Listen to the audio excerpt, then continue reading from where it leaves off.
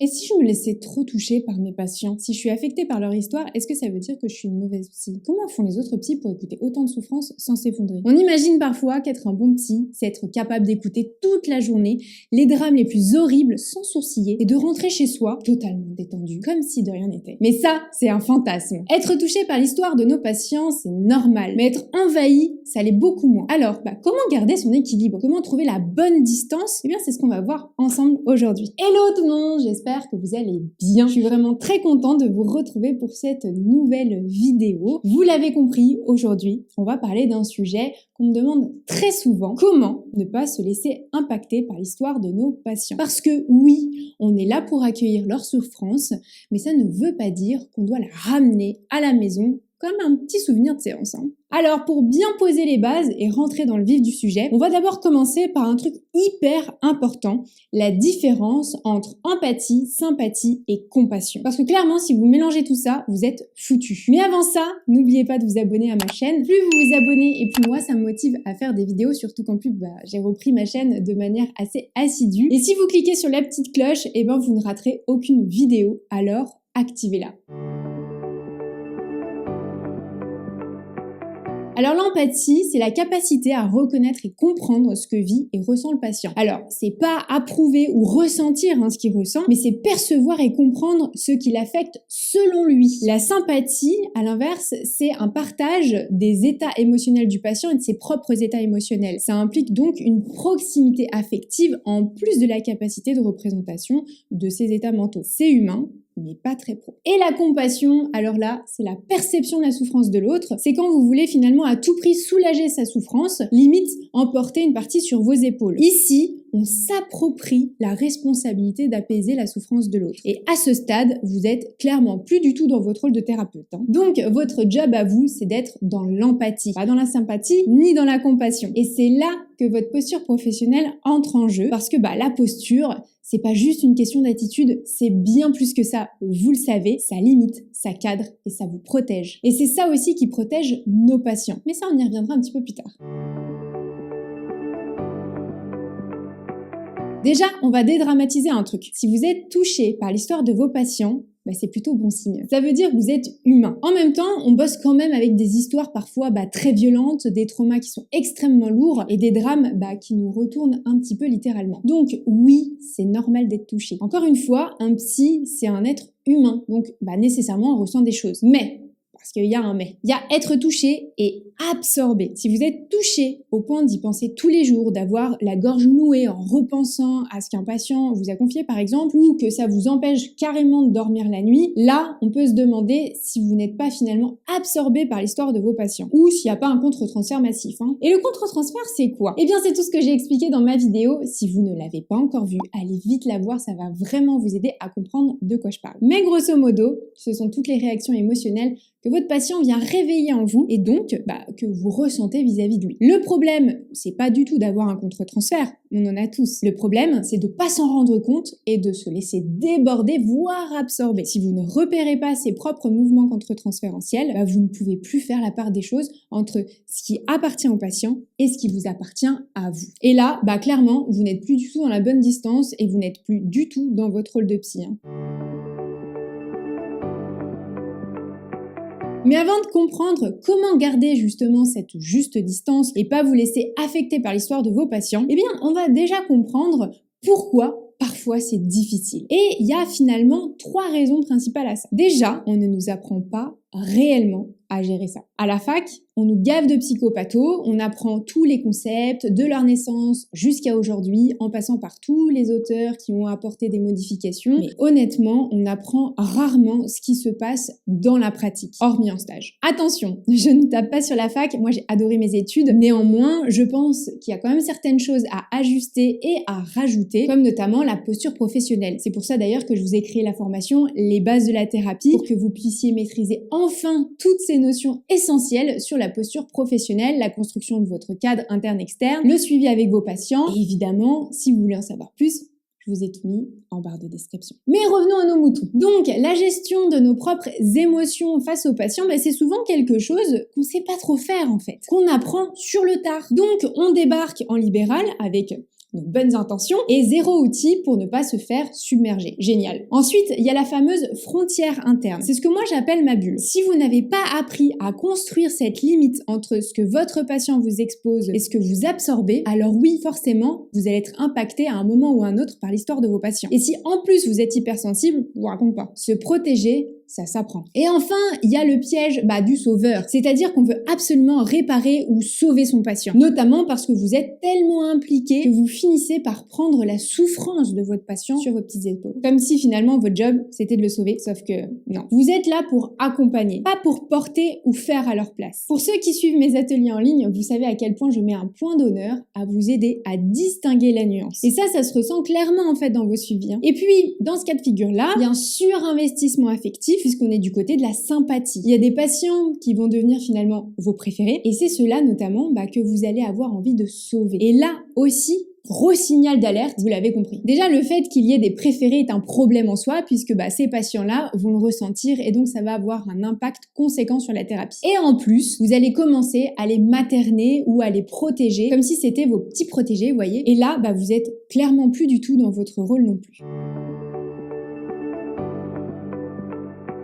Alors, quelle est la bonne distance et comment faire pour l'adopter? On va être clair tout de suite. Poser une frontière professionnelle, c'est pas se blinder ni devenir un robot insensible, évidemment. C'est pas non plus faire semblant d'être touché alors qu'intérieurement vous êtes en PLS. C'est pas ça. La frontière interne, c'est ce qui vous permet de rester authentique, présent et impliqué sans pour autant vous faire happer ou engloutir par la détresse de vos patients. Vous êtes dans la relation mais sans fusionner. Vous êtes touché mais vous ne vous laissez pas envahir. Et ça repose sur 4 piliers fondamentaux. Le premier pilier, c'est de se rappeler qu'on n'est pas là pour sauver nos patients mais pour les accompagner. Et ça, c'est vraiment crucial. On le répétera jamais assez, mais on n'est pas là pour réparer nos patients ni pour les sauver de leur propre souffrance. Notre rôle, c'est de les accompagner. Alors, ça veut dire quoi? Ça veut dire être à leur côté, leur offrir un espace d'écoute, de dépôt, d'élaboration, de non-jugement, etc. Et rien que ça, mais vous vous rendez pas compte de la valeur que ça a. C'est énorme. Et ça favorise grandement l'alliance thérapeutique. Je vous en avais d'ailleurs parlé dans une vidéo dédiée à ce sujet. Je vous la mets en barre de description si ça vous intéresse. Donc, on leur offre ça, mais c'est eux qui avancent. C'est eux qui font le boulot. Vous tenez juste la lampe torche. Vous éclairez la route. Vous ne portez pas leur sac à dos. Parce que le but, en fait, c'est de les rendre autonomes. C'est qu'ils n'aient plus besoin de la thérapie parce qu'ils ont trouvé, en fait, leur chemin tout seuls, développer leurs propres ressources sans dépendance. Voyez la nuance? Et ce rappel-là, il est essentiel parce que beaucoup de psys, au début notamment, tombent dans ce piège du sauveur. On veut tellement bien faire, tellement soulager, on finit par croire que si le patient ne va pas mieux, c'est parce qu'on n'a pas fait ce qu'il fallait. C'est faux. La thérapie, c'est une co-construction. On avance ensemble, main dans la main, mais on ne pousse pas le patient dans le dos. Il y a vous, avec qui vous êtes, vos outils, vos compétences, votre posture, etc.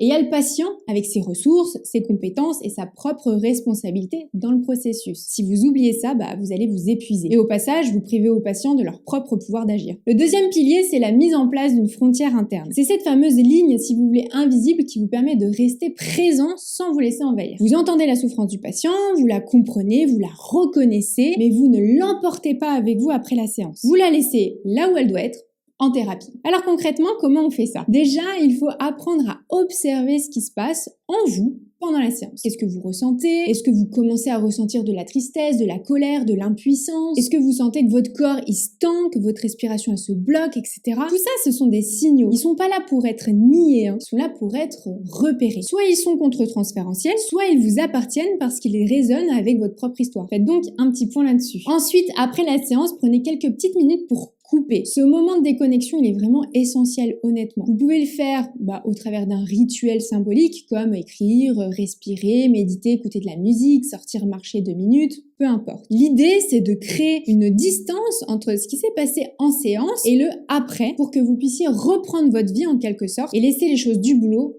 au boulot. Par exemple, moi, je travaille à la maison et quand je ferme la porte de mon bureau où je fais mes consultations, dans ma tête, je sais que c'est une porte que je ferme aussi, vous voyez? Alors, bien entendu, il peut y avoir des choses qui nous viennent à l'esprit, c'est normal, notamment entre les séances, comme des idées, des hypothèses, des prises de conscience, c'est pas grave du tout, au contraire, mais il faut pas que ça vous envahisse, et c'est là toute la différence. Le troisième pilier, c'est l'importance du cadre interne. Ça aussi, je vous en parle vraiment très souvent, mais c'est très important. Le cadre interne, c'est tout ce qui concerne la manière dont vous vous représentez la rencontre et l'entretien clinique. C'est donc à l'intérieur de vous. D'ailleurs, si vous voulez une vidéo dédiée à ce sujet, n'hésitez pas à me le dire en commentaire. C'est donc ce qui vous permet de savoir quelle est votre posture, quelle est votre place, celle du patient, quelles sont vos limites, etc. Et ce cadre, il vous aide à ne pas vous laisser déborder par la relation, à ne pas vous perdre dans la souffrance de l'autre, et il aide aussi à sécuriser la relation. C'est ce qui vous rappelle séance après séance que vous êtes là pour accompagner et non pas pour fusionner, pas pour compenser, pas pour colmater les brèches. Donc, si votre cadre interne est suffisamment solide,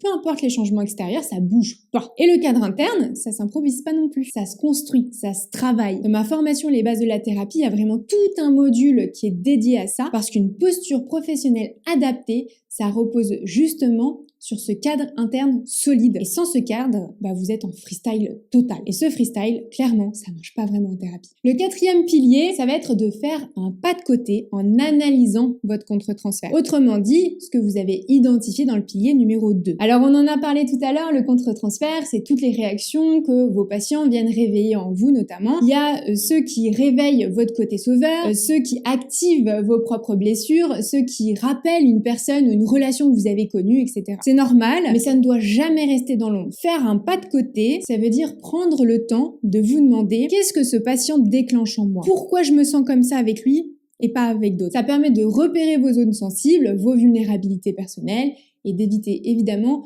qu'elles viennent parasiter la relation thérapeutique.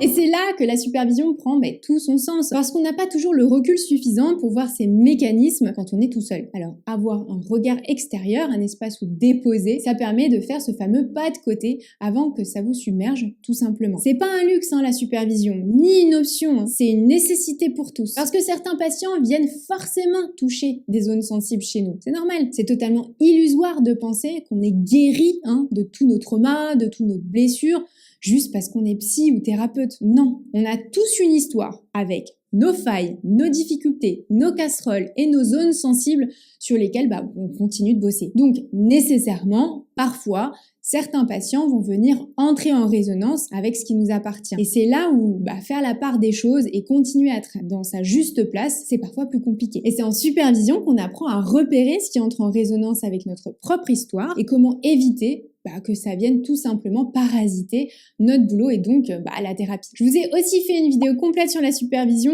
elle est en barre de description si ça vous intéresse. Bref, poser une frontière interne, c'est pas juste un truc pour se protéger soi, c'est aussi ce qui garantit la qualité de la thérapie. Pour la petite histoire, une patiente a dit à une psy que je suis en supervision, mais ça va aller si je vous raconte ce qui m'est arrivé. Elle lui a dit ça parce qu'elle s'est inquiétée de savoir si sa psy était suffisamment solide pour accueillir et entendre son histoire. En fait, nos patients, ils s'inquiètent parfois. Ils ont besoin de savoir qu'en phase 2, on est solide, on peut accueillir, supporter, encaisser. Donc cette frontière, elle est essentielle pour faire du bon travail sans pour autant être un psy froid ou insensible. Bref, être touché, c'est normal, mais se laisser submerger, c'est dangereux. Pour vous et pour vos patients, pour la qualité de vos séances. Alors, on pose la juste distance, on se supervise et on se forme. J'espère que cette vidéo vous a plu. Si c'est le cas, vous savez quoi faire. Mettez-moi un petit pouce, abonnez-vous et partagez-la. Partagez-moi aussi en commentaire votre expérience, ça me fera très plaisir de vous lire. Nous, on se retrouve très prochainement pour une nouvelle vidéo ou sur mon compte Instagram. Belle journée, ciao ciao.